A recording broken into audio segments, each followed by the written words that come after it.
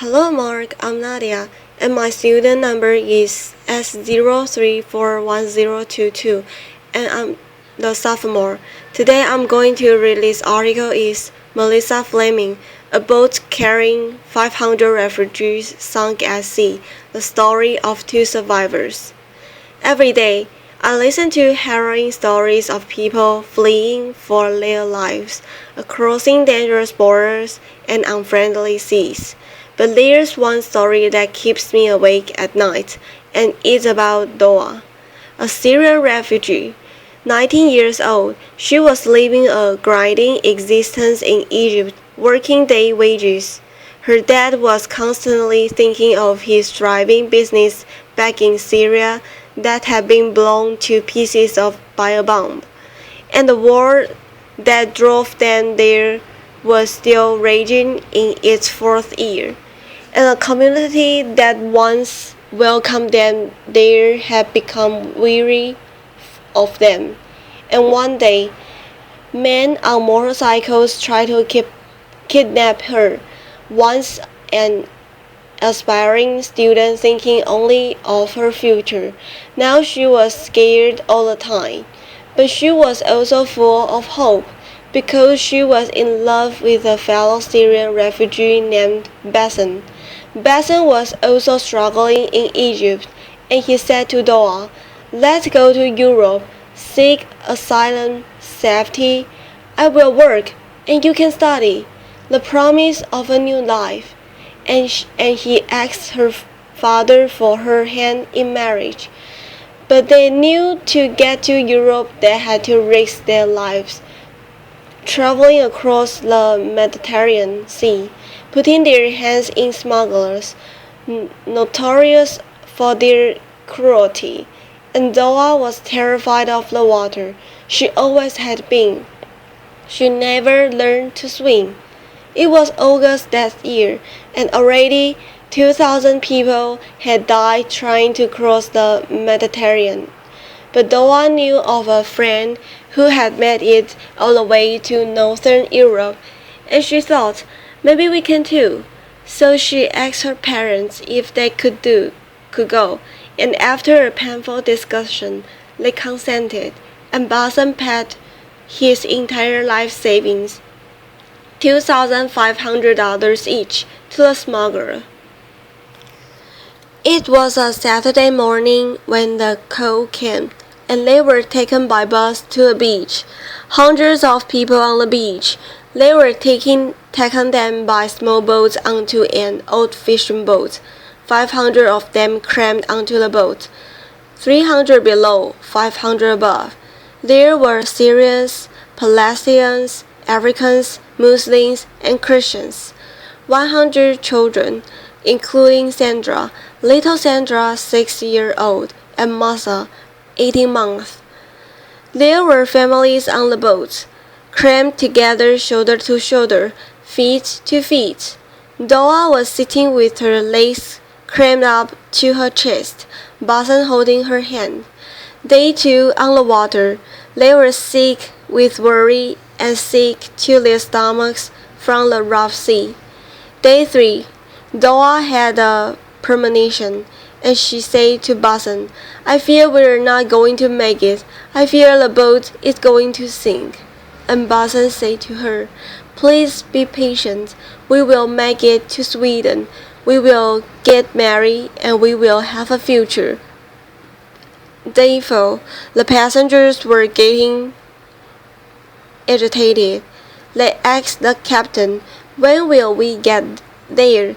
He told them to shut up, and he insulted them. He said, "In 16 hours we will reach the shores of Italy." They were weak and weary, so they saw a boat approach, a smaller boat, 10 men on board, who started shouting at them, hurling insults, throwing sticks, asked them to all disembark and get on this smaller, more unseaworthy boat. The parents were terrified for their children, and they collectively refused to disembark. So the boat sped away in anger, and the an hour later, came back and started deliberately ramming a hole in the inside of Doa's boat, just below where she and Boson were sitting. And she heard how they yelled, "That the fish is your flesh!" And they started laughing as the boats capsized and sank. The 300 people below deck were doomed. Doa was holding onto the side of the boat as it sank, and watched in horror as a small child was cut to pieces by the propeller. Boson said to her, "Please let go, or you will be swept in and the propeller will kill you too. And remember, she can't swim." But she let go. She started moving her arms and her legs, thinking, "This is swimming." And miraculously, Boson found a life ring. It was one of those child's rings that they used to play in swimming pools and on calm seas. And Doa climbed onto the ring, her arms and her legs dangling by the side. Boson was a good swimmer, and he held her hand and tread water. Around them there were corpses. Around 100 people survived initially, and they started coming together in groups, praying for rescue. But when a day went by and no one came, some people gave up hope, and Doa and Boson watched as men in the distance took their life vests off and sank into the water. One man approached them with a small baby perched on his shoulder, 9-month-old Malik. He was holding onto a gas canister to stay afloat, and he said to them, "I fear I'm not going to survive. I'm too weak. I don't have the courage anymore." And he handed little Malik over to Boson and to Doa, and they perched her onto the life ring. So now they were three, Doa, Boson, and little Malik. And let me take a pause in this story right here and ask the question, why do refugees like Doa take these kinds of risks? Millions of refugees are living in exile in limbo. They are living in countries from a war that has been raging for 4 years. Even if they wanted to return, they can't. Their homes, their business, their towns, and their cities have been completely destroyed. This is a UNESCO World Heritage City, homes in Syria. So people continue to flee into neighboring countries, and we build refuge camps for them in the desert. Hundreds of thousands of people live in camps like this, and thousands more millions live in towns and cities. And the communities, the neighboring countries that once welcomed them with open arms and hearts are overwhelmed. There are simply not enough school, water system, sanitation. Even rich European countries could never handle such an influx without massive investment. The Syria war has driven almost 4 million people over the borders. But over 7 million people are on the run inside the country. That means that over half the Syrian population has been forced to flee back to those neighboring countries hosting so many. They feel that the rich world has done little to support them, and days have turned into months into years. A refugee stay is supposed to be temporary. Back to Doa and Boson in the water. It was their second day, and Boson was getting very weak. And now it was Doa's turn to say to Boson, "My love, please hold on to hope, to our future. We will make it." And he said to her, "I'm sorry, my love, that I put you in this situation. I have never loved anyone as much as I love you." And he released himself into the water, and Doa watched as the love of her life drowned before her eyes. Later that day, a mother came up to Doa with her small 8-month daughter. Masa, this was the little girl I showed you in the picture earlier, with a live face. Her older sister Sandra Her older sister Sandra had just drowned, and her mother knew she had to do everything in her power to save her daughter. And she said to Doa, "Please take the child, let her be part of you. I will not survive." And then she went away and drowned. So Doa, the 19-year-old refugee, who was terrified of the water, who couldn't swim, found herself in charge of two little baby kids, and they were thirsty, and they were hungry, and they were excited. And she tried her best to amuse them, to sing to them, to say words to them from the Quran. Around them, the bodies were bloating and turning black. The sun was blazing during the day. At night, there was a cold moon and fog. It was very frightening. On the fourth day in the water, this is how Doa probably looked on the ring with her two children.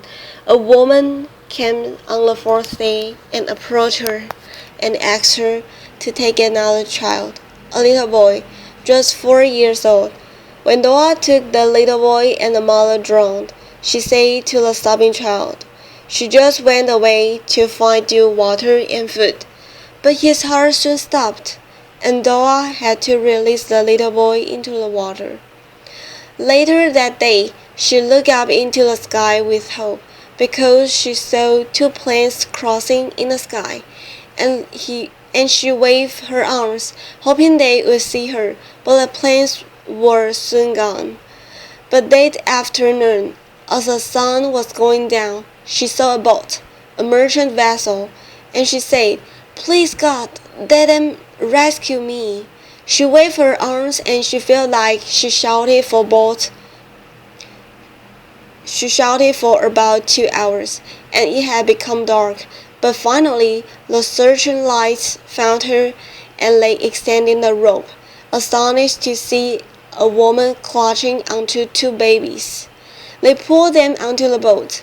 They got oxygen and blankets, and a Greek helicopter came to pick them up and take them to the island of Crete. But Doa looked down and asked, "What of Malik?"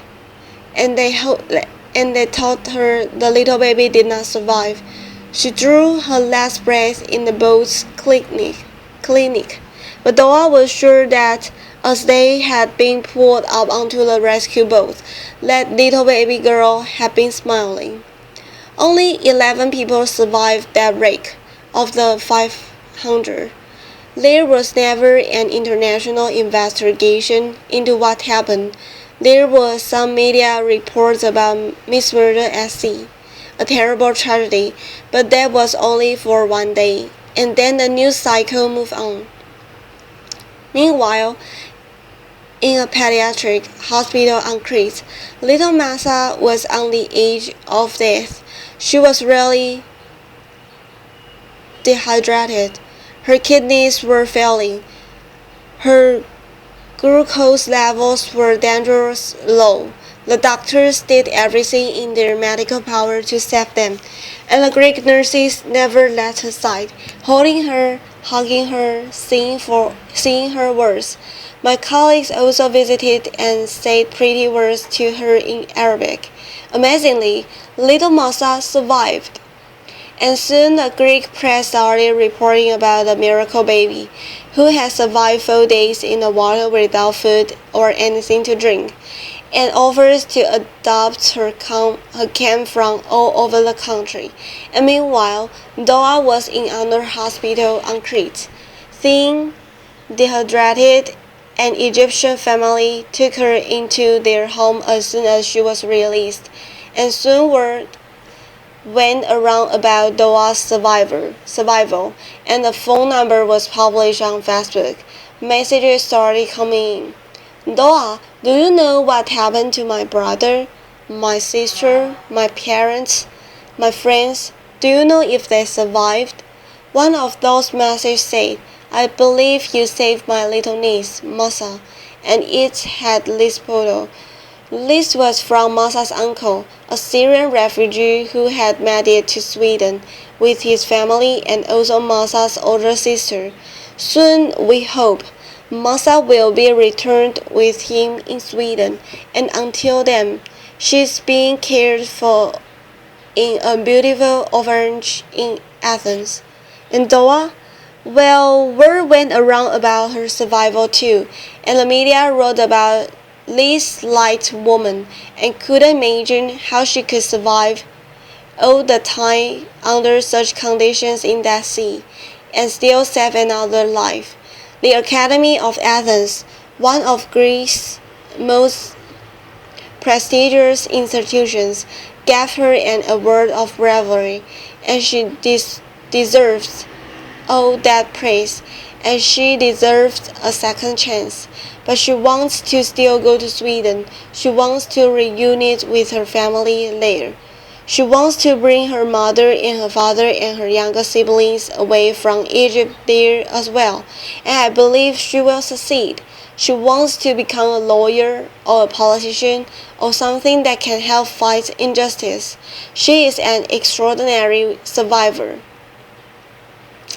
But I have to ask, what if she didn't have to take that risk? Why did she have to go through all that? Why wasn't there a legal way for her to study in Europe? Why couldn't Masa have taken an airplane to Sweden? Why couldn't Basan have found work?